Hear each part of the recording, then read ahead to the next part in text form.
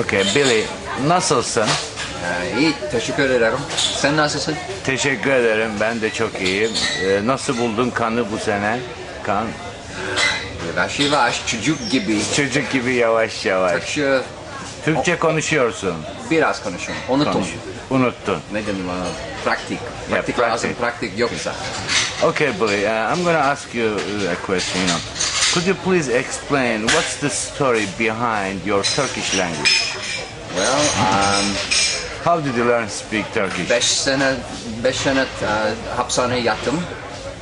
You can speak in English if you That's want. the end of my which is enough. I was in Turkish prison for 5 years in Istanbul from 1970 to 1975. And of course I learned to speak Turkish then. I don't speak it well, but I was able to converse with people. Okay, we know that Right. story. Could you please explain how it happened, Well, Everybody knows, and also you are a very important person for Turkish community for some reason. But I want to learn something the truth about. I was in Istanbul, and it was the 1970s, and I was smoking hash, and I was smuggling hash. Seemed like a good idea at the time, and I taped this hash under my arms, and I was arrested at the airport. They weren't looking for hash. It was when the beginning of all of this airport security. The PLO had first hijacked the jets in Libya and blown up the 2 Pan Am jets. And that started all of the airport security. Before that, no one searched to get on an airplane. So they were searching people at the airport, and they separated all of the people and put us on a bus and drove us out to the airplane and took us off the plane and searched people. And when the guards, they hit this hash under my arms, he was thinking, "Bamba, bamba," and everyone froze, and they opened their guns, and it was like... And then he lifted up my shirt, and he looked, and he said, "Esral!" Oh, and they were all happy. Esral, Esral. They were all happy. All except me, because... down. And for the next 5 years, I was in prison. And then I got very desperate, and very lucky, actually. And I got transferred to Imrali Island Prison, where Mr. Öcalan is now, all by himself, is the only prisoner. And I was able to escape off Imrali in a little boat. No, A small boat. what do they call it? Sandal. On a sandal. Sandal, yeah. The fishing... Wooden-made, handmade sandal. Yes, all the fishing boats that would come into the island to bring produce, because it was a work island. We produced fruits and vegetables. Each of the fishing boats had a little sandal behind them. So but they don't stay in the harbor at night because it's a prison island. They always leave. But one day I noticed there was a storm coming, and these boats were coming into the harbor to spend the night. And I thought, if I can get out to a little sandal, because I'm a swimmer, so I was a lifeguard, then I can somehow get off the island.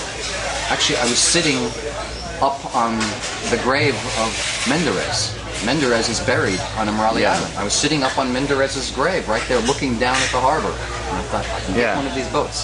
And then a few months later, a big storm came, and I was able to swim out to the boat, and then row over to, I think it's Bandırma, somewhere near Bandırma, yeah. And then work my way back up to Istanbul, where I had a friend who I thought was going to hide me, but he wasn't there, so I dyed my hair, and I was running and hiding, and eventually I made my way over to, where's my mind? To the Greek border, the big town on the Greek border, Adrianopolis on the Greek side, what's it called? The big border? I forget the name, but it's the big border town, one of the big border crossings. Çanakkale? No, north of that, further north. I forget, but I'll see it on the map. Okay. And then I was able to go down even further, down past a town called Karakasi, a small village. Karakashi. And then out into the open, wild country, and eventually swim the river, the Maritas River, across into Greece to escape. Then you escape. Anyway, your story sounds like the Sounds like a Hollywood film. The Hollywood film. Okay. And then you wrote a book. Right.